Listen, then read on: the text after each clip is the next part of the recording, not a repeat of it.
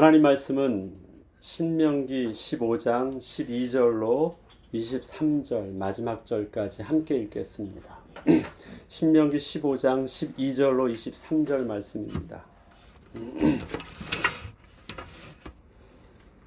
내 동족 히브리 남자나 히브리 여자가 내게 팔렸다 하자. 만일 6해 동안 너를 섬겼거든 7째 해에 너는 그를 놓아 자유롭게 할 것이요 그를 놓아 자유하게 할 때에는 빈손으로 가게 하지 말고 내 양 무리 중에서와 타작 마당에서와 포도주 틀에서 그에게 후히 줄지니 곧 내 하나님 여호와께서 내게 복을 주신 대로 그에게 줄지니라.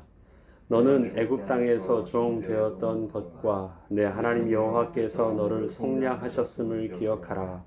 그것으로 말미암아 내가 오늘 이같이 내게 명령하노라.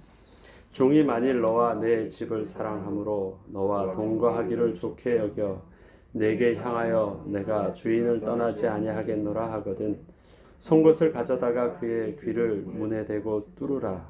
그리하면 그가 영구히 내 종이 되리라. 네 여종에게도 그같이 할지니라. 그가 6해 동안에 품꾼의 삭새 배나 받을 만큼 너를 섬겼은즉 너는 그를 놓아 자유하게 하기를 어렵게 여기지 말라. 그리하면 내 하나님 여호와께서 내 범사에 내게 복을 주시리라. 내 소와 양의 처음 난 수컷은 구별하여 내 하나님 여호와께 드릴 것이니 내 소의 첫 새끼는 부리지 말고 내 양의 첫 새끼는 털은 깎지 말고 너와 내 가족은 매년 여호와께서 택하신 곳 내 하나님 여호와 앞에서 먹을지니라. 그러나 그 짐승이 흠이 있어서 절거나 눈이 멀었거나 무슨 흠이 있으면 내 하나님 여호와께 잡아들이지 못할지니 내 성중에서 먹되 부정한 자나 정한 자가 다 같이 먹기를 노루와 사슴을 먹음같이 할 것이요 오직 피는 먹지 말고 물같이 땅에 쏟을지니라. 아멘. 신명기서에서 말씀해 주시는 그 율례와 법도는 계속해서 하나님의 백성이 어떻게 하면 복을 받고 어떻게 하면 그 복을 지속적으로 누릴 수 있느냐라는 우리에게 복받는 비결을 가르쳐 주시고 계십니다. 하나님의 말씀을 온전히 순종함에 그것이 지혜가 되고 그것이 복이 되는 비밀들을 여러 가지 구체적으로 율례와 규례와 법도를 가지고 계속해서 말씀해 주고 계십니다. 저와 여러분은 귀 뚫린 종의 비유를 잘 아실 것입니다. 스스로 종됨을 선택한 자가 귀 뚫린 종입니다. 그거에 따른 많은 설교와 영적인 의미를 담고 또 귀 뚫린 종의 비밀들을 우리가 가지기를 또 우리가 그러한 또 스스로 선택한 종이 되기를 요구하시는 그 하나님의 음성으로 또 많은 분들이 설교도 그렇게 하셨습니다. 저도 이 본문의 내용들을 잘 알고 있습니다. 그런데 신명기서를 또 특히 오늘 본문과 신명기서 15장을 읽으면서 하나님께서 이 본문의 내용을 통해서 우리에게 들려주시고자 하실 때 그냥 전체적인 내용을 보면 지금 누구에게 이것을 들려주고 있느냐라는 것을 우리는 먼저 알아야 될 것입니다. 누구에게 하나님께서 이 말씀을 하시는가? 어저께는 신명기 15장에서 보면 11조에 대한 부분, 그 다음에 가난한 자를 구제하고 면제하라는 부분들, 안식년과 또 안식년이 면제년이 되어서 많은 종들을 그렇게 오늘은 풀어주라는 말까지 다 하고 있습니다. 그렇게 하면 하나님께서 내게 너의 꾸이지도 않게 하고 어디 다른 자의 포로가 되지도 또 다스림을 받지도 아니하고 그 다음에 하나님께서 삶에 복을 주신다라 하시는 것입니다. 너의 부족함을 계산하지 말고 면제해주고 탕감해주고 종이라면 이제는 6년째, 7년째 되는 애는 다 그들을 자유롭게 하고 자유롭게 할 때는 그냥 보내지 말고 그가 또 자립할 수 있도록 일부를 또 그가 독립할 수 있도록 또 어느 정도의 또 물질을 재산을 주어서 보내게 하고, 이러한 모든 부분들은 사실은 인간적인 계산으로 보면 그렇게 쉽게 할 수 없는 어려움이 있음에도 불구하고 하나님은 그렇게 하라고 하시면서 그것이 너에게 복이 될 것이다, 복되게 하여 주실 것을 하나님께서 약속하여 주셨습니다. 누구에게 하시는 말씀입니까? 가난한 자에게 하시는 말씀입니까? 누구에게 도움을 받는 자에게 하시는 말씀입니까? 아니면 베푸는 자에게 하시는 말씀입니까? 하나님이 누구에게 복이 된다고 말씀하고 계시냐면, 가난한 자를 지금 베푸는 주인된 입장에서 땅을 수확하고 그래도 어느 정도 그 넉넉하게 복을 하나님의 은혜를 받은 사람의 입장에서 그들을 향하여 하나님께서 하시는 말씀입니다. 오늘도 귀 뚫린 종의 비유를 우리는 다 누구 입장에서 그것을 받아들였었냐면, 종의 입장에서 종이 되되 내가 선택하는 종이 되라는 입장 속에서의 우리는 이 본문을 해석하고 받아들이고 그 가운데 어떤 영적인 의미를 우리는 담기를 많이 했었는데, 오늘 본문의 내용도 누구에게 하시는 말씀이냐면 주인에게 하나님께서 하시는 말씀입니다. 너는 귀 뚫린 종의 주인이 되라 말씀하시는 거 아닙니까? 귀 뚫린 종의 주인이 되라. 어제 본문을 읽었을 때도 가난한 자들이 이제는 복을 받았다라는 것, 그럼 너는 가난한 자가 돼서 그런 은혜를 받으라는 것 아니었죠. 너는 베푸는 자였는데 그 베풀 때 가난한 자들에게, 어려운 자들에게, 사회적인 약자에게 그렇게 하라라고 말씀하여 주셨습니다. 그러면 그것이 복이 된다고 말씀하셨습니다. 오늘도 주인에게 하시는 말씀입니다.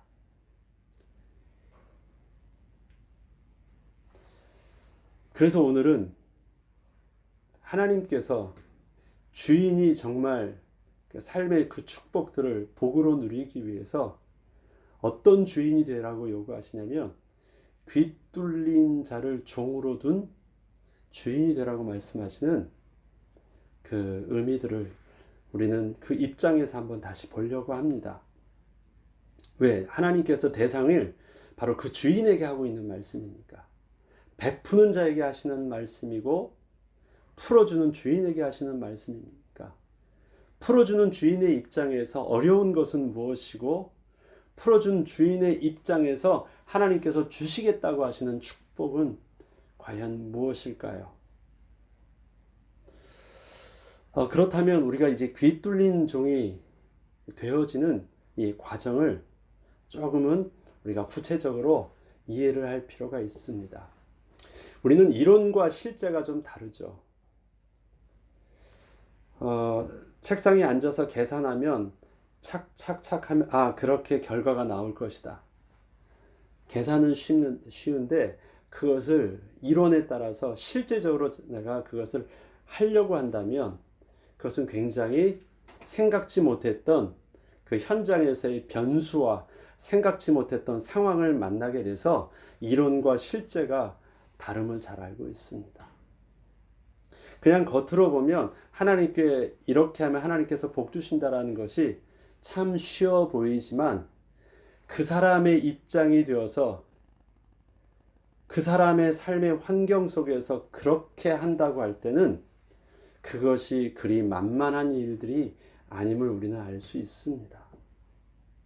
그러하기에 주인된 입장에서 지금 하나님께서 하시는 그 말씀대로 그 종을 7년 차에 풀어주고 면제해주는 것도 모자라서 그들에게 독립할 수 있도록 자립할 수 있도록 일부의 돈을 후히 주고 그것도 후히 주는데 오늘 본문의 말씀을 보니까 그 6째 해 수확할 때 타작 마당에서 그 다음에 포도주 즉 틀에서 수확한 것을 다 하고 제일 먼저 타작하면서 나오는 그 곡식들을 그 자리에서 후히 주래요. 포도주도 다 해가지고 집들에도 저장한 것 중에서 일부를 주는 것이 아니라 포도주 즙 틀 앞에서 갓 짜가지고 즙을 짜는 데서 바로 나오는 그것. 그 다음에 곡식을 타작만 해서 탈곡하고 나오는 그 곡식을 그들에게 바로 주래요. 고민할 것도 없이 주는 대로. 여호와께서 너에게 복 주심을 인하여 그것을 감사함으로 저들에게 그렇게 주래요. 적극적으로, 우선적으로, 다른 것보다 가장 우선적으로 그 사람에 대해서 그렇게 하라고 말을 합니다.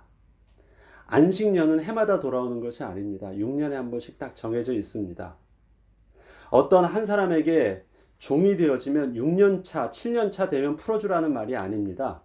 안식년은 이스라엘 백성들에게 정확하게 안식일이 딱 정해진 날짜대로 가듯이 안식년도 정해진 날짜가 있습니다. 예를 들어서 2020년이 안식년이었으면 2027년째가 안식년이 되겠죠? 날짜가 정해져 있습니다. 그래서 종을 삼았을 때 그 안식년이요. 6년 동안 남았을 안식년일 수도 있고요. 이 종에게 있어서는 4년, 5년이 남았을 안식년일 수도 있습니다. 그리고 그 종은 주인이 한 사람일 수도 있고요.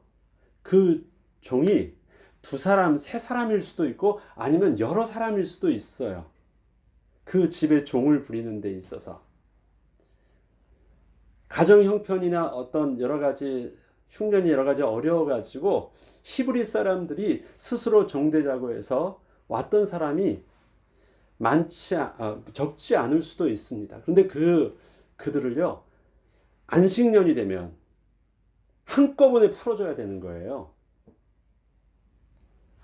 한 사람이 아닐 수 있죠. 한꺼번에 풀어주는 것입니다. 그리고 그 종이 또 부부가 함께 오면 또 그 부부가 함께 하다가 자녀까지 같이 오게 되면요.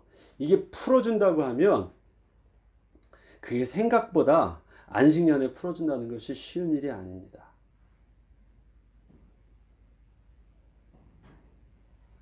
그 안식년이 이게 한꺼번에 다 하는 일이니까요. 안식년이 되면 저들을 이제 그렇게 풀어주는데 그 풀어주는 것을요. 저들을 가장 우선적으로 풀어줄 준비를 하래요. 내 거 다 챙기고 남는 것 중에서 주는 것이 아닙니다. 계속해서 타작할 때요. 타작 마당에서 그들 거를 우선적으로 다 줘서 보내라는 거예요. 쉬운 일입니까?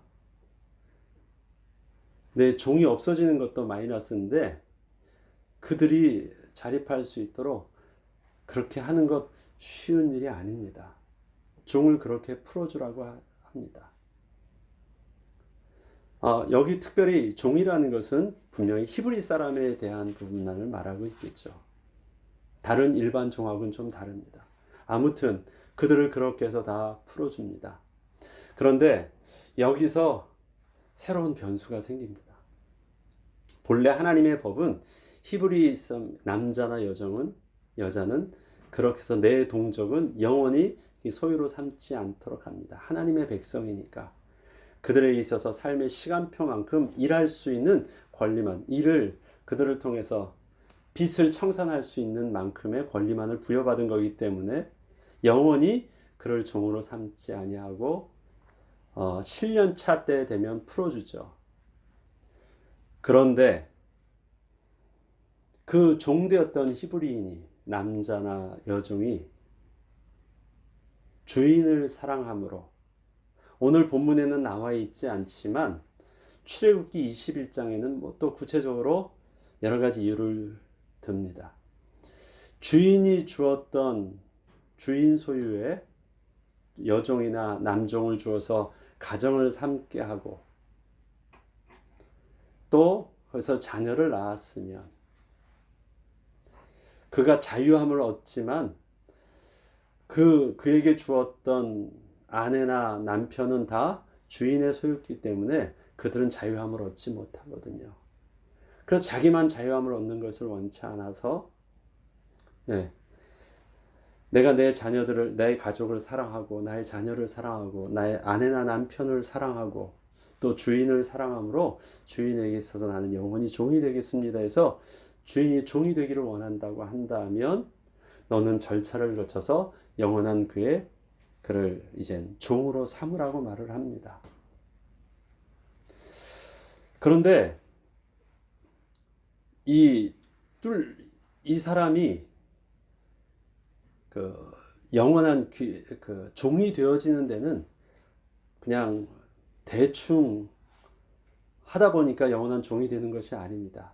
명확한 법적인, 사회적인, 합리적인 절차를 거쳐야 되거든요. 첫 번째 뭐냐면 그 종되었던 자가 자유함을 얻었을 때 이제 법적으로는 그가 이제 더 이상 종으로서 모든 부분들 신분을 면제받고 자유함을 얻었을 때 그가 주인 앞에 와서 정확하게 말을 해야 됩니다. 나는 당신을 사랑함으로 당신의 종이 되겠습니다라고 선언을 하는 것입니다. 그러면 해야 될 두 번째 일이 있죠. 이것을 공증받아야 됩니다. 재판장에게 가서 이가 나의 종이 되기를 원한다고 말했습니다. 라는 것을 공증을 받습니다. 확인을 받습니다. 그리고 나면 그 종되었던 자는 주인의 집 문이나 문 설주에 귀를 댑니다.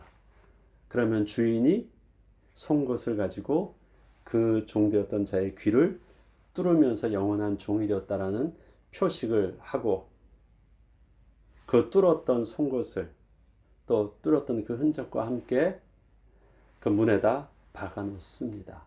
그래서 그가 정식으로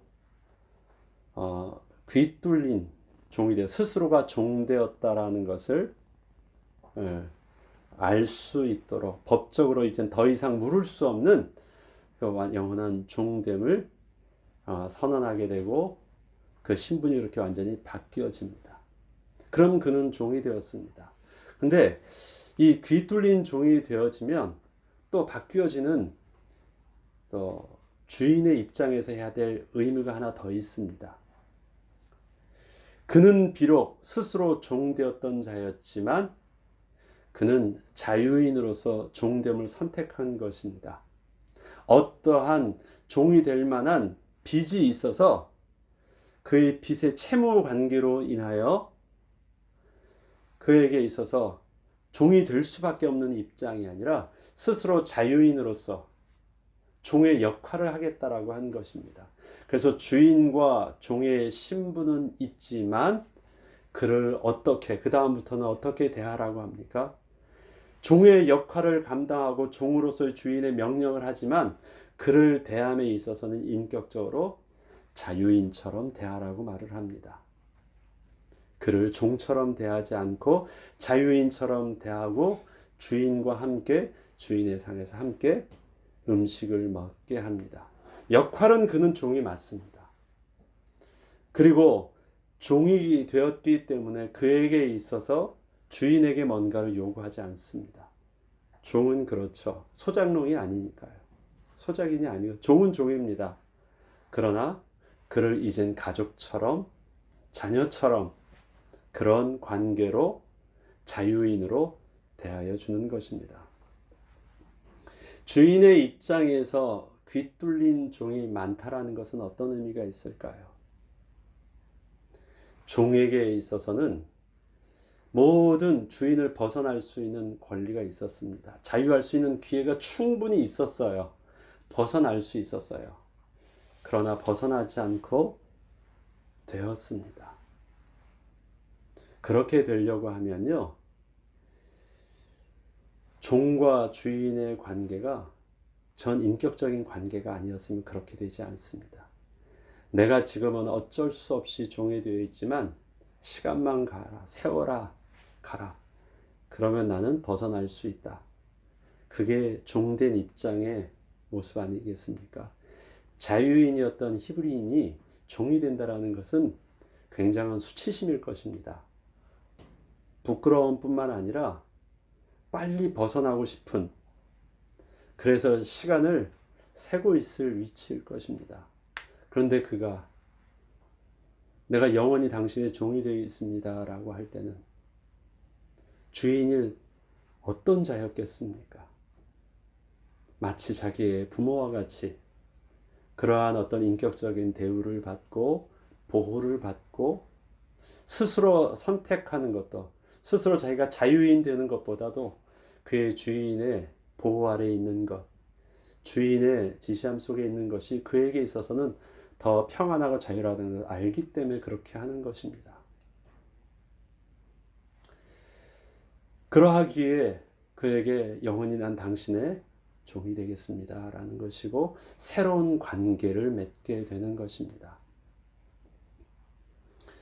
하나님께서는 주인에게 그렇게, 만약에 저가 귀 뚫린 종이 되기를 원한다면 그렇게 맞이하라고 하십니다. 귀 뚫린 종이 되도록 그를 그렇게 하라고 말하는 것이 아니라 주인의 입장은 내보내는 것이었어요. 그 동족이었고 자기 종을 삼는 것이 아니니까. 그런데 그 종의 입장에서 그렇게 하기를 원한다면 너는 그렇게 하라고 말씀을 하시는 것입니다. 자, 오늘 18절에 보면요, 이런 말씀이 있습니다. 그가 6해 동안에 품꾼의 삭새 배나 받을 만큼 너를 섬겼은 즉 너는 그를 놓아 자유하게 하기를 어렵게 여기지 말라. 그리하면 내 하나님 여호와께서 내 범사에 내게 복을 주시리라. 그렇죠. 만약에 일꾼이 왔다면 낮에 집에 갔다가 딱 그 하여된 시간만큼만 하고 일을 받아가잖아요. 품꾼은 뭐예요? 너의 삶에 배나 그 안에 거주하면서 했으니까 얼마나 많이 그의 삶을 너에게 다 들은 것 아니냐. 그러니까 배나 섬겨 쓴 것이니까 그를 자유하게 하는 데 있어서 그 어렵게 여기지 말래요. 부담스럽게 하거나 아깝게 여기지 말래. 자유하게 내어주래요. 자유하게 내어주는데요. 그가 다시 귀 뚫린 종으로 스스로 종되고 했을 때 어떻게 해요? 그를 더 이상 종처럼 다루지 말고 자유인으로서 그를 다루라는 말도 하는 것입니다. 사람에게 가지고 있는 축복은, 사람이 가지고 있는 이 어떤 이 세상에서의 복을요, 제일 먼저 사람은 급한 게 의식주에서 생존하는 것이 잘 먹는 것이에요. 잘 사는 것입니다. 걱정 없이 사는 것이에요. 걱정 없이 이제 살게 됐으니까 그 다음에 되는 건 뭐냐면 좀 다른 사람보다 더 잘 사는 것이에요. 여유롭게 사는 것이 부자가 되는 것이에요. 그럼 좀 다르니까. 그런데 사람은요, 그 부자가 된 것 다음에 그 다음에 있어지는 또 하나의 욕심이 있습니다. 그것이 뭘까요? 그게 명예예요. 그래서 부자들은 있는 만큼은, 세상 사람들은 그 다음에 하려고 하는 것이 뭐냐? 정치를 하든 뭘 하든 자기에게 있어서 명예와 권세, 이름을 다른 사람 앞에 돈으로 살 수 없는 이 존귀함을 받는 것을 원합니다. 많은 사람들 앞에서. 그것은 돈은 있어도 얻을 수 없는 것이거든요. 다른 사람들 앞에 존중함을 받는다는 것, 그 권위 아래 서서 존귀함을 받는다라는 것은 사람들이 가지고 있는 이제 마지막 욕심이기도 합니다. 제일 처음에는 돈만 있으면 되지만 그렇지 않거든요. 위로 순종하는 것. 그런데 그것은 그래도 권위 위에 있기 때문에 싫어도 그렇게 순종할 수 있습니다. 왜? 내가 아래에 있는 부분이니까. 그런데 하나님께서는 복을 받는 또 하나의 비밀들을 뭐라고 하냐면요. 아래로 섬기는 것도, 위로 섬기는 것뿐만 아니라 아래로 섬기는 비밀들을 통해서 정말 알아야 돼. 위로 섬기는 것을 통해서는 복을 얻습니다. 하나님이 주시는 물질의 복을 얻습니다.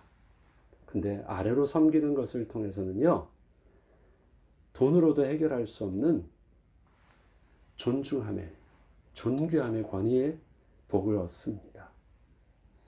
오늘 주인에게 요구하는 귀 뚫린 종이라 하는 것은 바로 그것을 말합니다. 자유인처럼 대해주래요.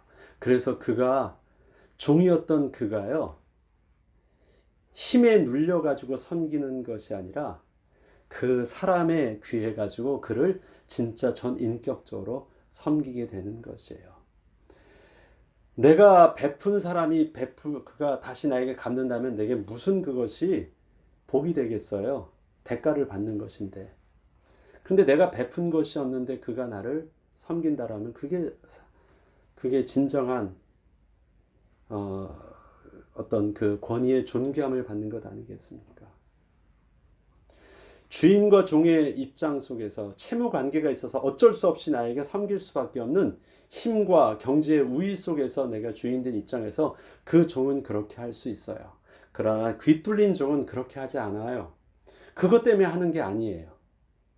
내가 6년 동안 또 내가 주인의 종이 되어 있는 동안 주인을 섬겨보니까 주인이 너무 달라요. 나의 아버지 같이 또 나의 보호자 같이 내가 마땅히 나의 삶을 다 드리고 섬겨도 정말 내게 복이 될 만큼 존경을 할 만큼 주인이 되었어요. 그래서 스스로가 종됨이 부끄럽지가 않고요. 종되는 것이 오히려 자랑이 돼요. 나는 이 집의 주인의 귀뚫린 종이 되었다라는 것이 그 집에 귀뚫린 종이 많다라는 것은요. 그 주인의 영광이기도 합니다. 일단 그들을 다 거둘 수 있는 물질적인 축복도 있을 것이고요. 자유인이었던 자들이 그 밑에 가서 종이 될 만큼의 그를 존귀하게 섬길 만큼의 주인은요. 인격적으로나 사회적으로 굉장히 존중받을 만한 귀한 존귀함을 받는 귀한 인격과 명성을 가지고 있다는 것을 나타내기 때문에 그래요. 많은 사람들이 나를 와서 섬기고 있다. 존중의 여김을 받고 있다. 그것은 다른 것이잖아요. 그것을 귀뚫린 종이 증거하고 있습니다. 하나님께서는 이렇게 말하는 거예요. 그를 자유인처럼 대하기를 어렵게 여기지 말래요. 무슨 말입니까? 쉽지 않은 거예요. 우리의 죄성 속에 있는 가장 큰 건 무엇입니까? 내가 주인 되는 것 아니에요. 내가 왕 되는 것 아니에요. 그것이 우리의 죄성의 가장 본질이에요. 내가 원하는 대로 하고 싶다라는 것. 그래서 하나님을 떠난 죄인에게 있어서 가장 그 중심에 있는 것은 내가 주인 된 이기심입니다. 그것이 사회적으로는 힘이 있으면 사람을 죽여서라도 내가 왕이 되려고 하는 것이고 사람의 것을 빼앗아서라도 내가 그 위에 서는 것이고 나랑 틀린 것, 나랑 다른 것은 다 없애려고 하는 것. 그것이 사회적인 규례 속에서 어느 정도 틀 안에서 이 질서에서 제한받고 있다면 그런 식으로 막 사람을 죽이고 살리고 하지는 않지만 그의 법의 테두리 안에서 서로 뺏고 빼앗고 속이고 뭐 그런 것입니다. 그 정도가 심하지 않더라도 우리 속에서 왜 개개인의 갈등들이 일어나고 있습니까? 다 자기가 옳다고 하는 것이잖아요. 내 생각과 다르기 때문에 갈등이 일어나는 것입니다. 양보가 안 되는 것. 내 생각대로 다 되어지면 뭐 행복하죠. 그리고 싸울 일이 별로 없어요. 그런데 내 중심대로 내 생각대로 서로가 안 되고 있기 때문에 그것이 잘 조정이 되지 않으면 싸워지는 거예요. 그게 우리 죄성 있는 우리의 육신의 본질 속에 있는 그림자에 깔려 있는 것이거든요. 서로 평등하면 서로 같은 위치에 있으면 서로의 갈등들이 억지로라도 이렇게 서로 유지가 되었지만 힘의 완적인 절대 열세, 절대 우위와 절대 열세라는 이 비대칭이 되어 있다면, 힘의 비대칭이 되어 있다면 어떻겠습니까? 위로는 내가 억지로 순종할 수 있을지 몰라도 아래로는요, 종에게 어떻게 하는 거예요? 내가 스트레스 받았던 것, 내가 못했다는 것들, 내 본성들은 어떻게 합니까? 다 그 밑으로는요, 완전히 깔아뭉개는 것입니다. 이게 주인이 할 수 있는 권한 아니겠습니까? 종인데, 종은 찍소리 못하고 하는데. 그런데 하나님께서는요, 그 종을 대함에 있어서 자유인처럼 대하래요. 위로 섬기는 것도 스트레스인데 밑으로까지 중간에 껴가지고요. 밑으로까지도 자유인처럼 대해서 그가 스스로 종되도록 만들래요. 그게 복이래요. 그가 종되도록. 하나님께서 가르쳐 주시는 복받는 비결이에요. 그가 종되도록 만들려고 하면 어떻게 해줘야 될까요? 아낌없이 주어야 돼요. 그 다음에 그가 종되도록, 스스로 종되도록 만들려면요, 그를 함부로 막 다루면 안 돼요. 어떻게 해야 됩니까? 부모처럼 대해줘서 존중함을 받도록 해줘야 돼요. 그래야지 그가 스스로 나는 영원토록 당신의 종이 되겠습니다 하고 귀뚫린 종으로 올 수 있어요. 권위는 누르는 것이 내가 완장차면 생기는 것이 아니라 권위는 밑에서 나를 섬겨주어야지 생기는 게 권위 아닙니까? 아무리 대통령이 되었다 할지라도 밑에서 우습게 여기면요, 뭐 대통령으로서 하겠죠. 그러나 그 본인은 자기가 대통령인 것에 만족하지 못합니다. 나는 이상하다. 대통령으로서 힘과 옷과 왕관을 쓰고 있는데, 왕으로서 그것을 쓰고 있는데, 그는 어떻게 해요? 스스로는 비참함을 느끼고 자존감이 없습니다. 왜? 사람들의 눈빛과 대화와 대하는 것이 아주 천하게 자기를 보고 있는 모습을 보거든요. 그건 우리도 모두 다 느끼는 거 아닙니까? 하나님은 이스라엘 백성이 누려야 될 축복 두 가지, 삶의 부요의 축복과 그 다음에 삶의 존귀의 축복이 어떠한 것인지를 가르쳐 주십니다. 귀뚫린 종이 되는 것, 귀뚫린 종의 주인이 된다라는 것, 하나님께서 우리에게 주시는 이 삶의 축복 속에서 누려야 될 큰 두 가지, 이 땅에서 누려야 될 육신적인 축복이요 영적인 비밀이 아닌가 싶습니다. 쉬운 일은 아닌 것 같습니다. 그렇게 하는 것. 내 손해와 나의 자존심이 있기 때문에, 나의 죄성들이 있기 때문에 하는 것, 그렇게 하는 것 쉬운 일이 아닙니다. 그런데 하나님께서 가르쳐 주신 것, 그것은 우리에게 복받는 비밀들을 가르쳐 주신 것입니다. 그래서 순종해 보는 것 참 중요한 것 같아요. 그렇게 하도록 몸부림치는 것. 할 수 없지만 어쩔 수 없이 할 수 있는 것은 누구나 할 수 있습니다. 그런데 내가 할 수 있지만 그렇게 안 하는 것은 참 결단이 필요한 것 같아요. 없는데 나눠주는 것 참 쉽지 않아요. 그런데 다스릴 수 있는데 그 다스림을 포기하고 그 밑에 순종하는 것 쉽지 않아요. 근데 하나님께서 그것을 복의 비밀이라고 말씀하십니다. 신약에서는 이 종에 대한 비밀들을요, 바울은 몇 본문을 각 교회를 통해서 또 골로새 교회나 에베소 교회를 통해서 이러한 말씀을 하십니다. 골로새서 4장 1절 말씀에는 상전들아 의와 공평을 종들에게 베풀지니 너희에게도 하늘에 상전이 계심을 알지어다. 너는 권위자로 서 있는 것처럼 보이지만 너는 여전히 하나님 앞에서는 하나님이 너를 다스려야 되는, 너는 종됨을, 너의 위치를 잊지 말라고 말씀하셔서 상전들을 다루들 때 너가 주인된 모습으로 그렇게 부리지 말라고 말하고 있고요.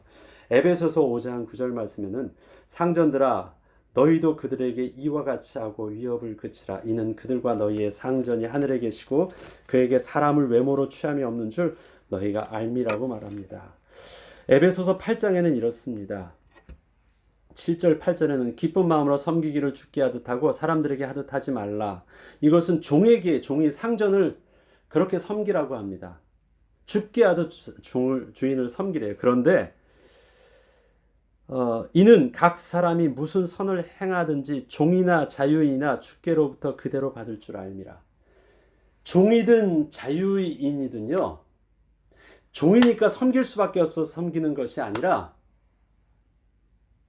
종이든 자유인이든 또 주인이든 간에 주께 하듯 섬기는 그 섬김을 통해서 어떻게 해요? 동일하게 그러한 섬김의 축복들을 받대요. 종이니까, 너는 종이니까 섬기는 것 그럴 수밖에 없지만 너의 마음은 그렇게 섬기지 마. 어쩔 수 없어 섬기는 것이 아니라 너는 귀뚫린 종이 되어가지고 마땅히 너 스스로가 섬기는 자가 돼. 너는 주인이니까 마땅히 섬김을 받는 것처럼 생각해서 섬김을 받으려고 하지 마.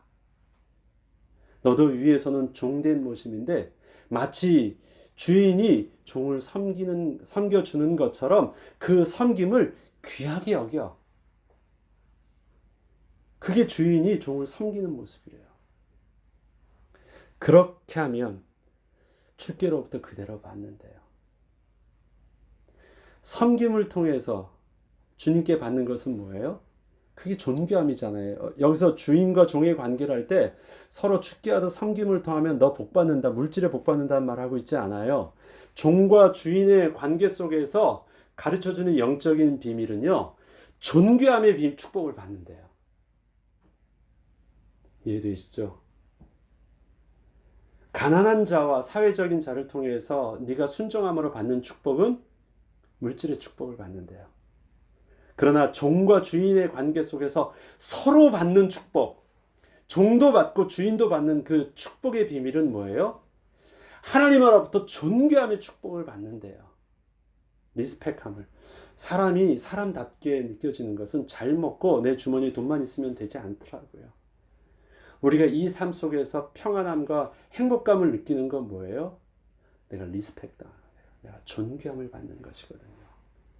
그 비밀이, 그 영적인 비밀을 어디서 찾을 수 있느냐면 종과 주인의 관계 속에서 너는 귀뚫린 종이 되고 너는 귀뚫린 종의 주인이 되는 이 비밀 안에서 누리라고 말씀하십니다. 이스라엘 백성들이 정말 누려야 되는 축복. 그거는 부모와 자녀 입장에서도 그렇습니다. 부모가 자녀에게 효도는 시키는 것이 아니라 효도는 자녀가 하는 것이잖아요. 부모를 부모답게 섬겨주는 것. 그래서 우리가 할 수 있는 건 고맙다라고 말을 하죠. 너무 귀해요. 감사해요. 우리 자녀들이 그렇게 해주는 것. 내가 했으니까 당연하다라고 그렇게 느껴지지 않더라고요. 그게 쉬운 일이 아니니까. 하나님이 우리에게 주시는 존귀함의 축복. 우리가 받아야 될 우리 인생의 수고를 다 그칠 때 하나님께서 다윗 왕에게 마지막 주셨던 축복이 그가 늙어서도 어떻게 되었다고요? 존귀하게 되었다라고 말합니다. 존귀한 축복. 어떻게 할 때?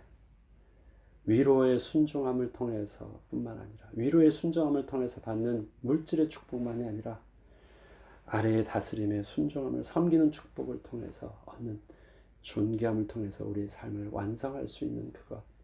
하나님, 우리의 삶을 이제는 어느 정도 하나님께서 우리에게 주신 축복이 있다면 이 축복 이상으로 우리가 사회적으로나 사회적인 이 우리의 영향력들이 물질로만 드러나는 영향력들이 아니라 구제로만 드러나는 영향력들이 아니라 우리가 하나님의 자녀다운 이 존귀함의 영향력들을 통해서 저들을 통해서 우리에게 하나님 나라가 또 임하게 하는 온전한 축복들도 우리에게 동일하게 누리게 하여 주옵소서. 그래서 나의 삶에 나의 마음을 다해서 나를 존중하는 영적으로는 귀뚫린 종을 많이 나의 삶 속에 내가 남길 수 있는 그런 자가 되게 하여 주옵소서. 그런 은혜가 우리의 부요함과 더불어 또 우리에게 남겨지는 축복이 있길 주의 이름으로 축원합니다.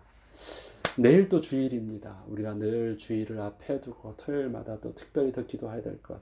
우리의 주일의 예배가 하나님 앞에 주의 말씀 속에서 신령과 진정으로 드려지는 또 어디에 장소를 막론하고 어디서든지 하나님 앞에 온전히 신령과 진정으로 드려지는 예배가 될 수 있도록 우리 함께 기도하고 성령 안에서 한 성령 안에서 한 마음으로 온전히 예배의 축복을 누리는 또 내일 주일날이 될 수 있도록 특별히 함께 기도해 주시길 바랍니다.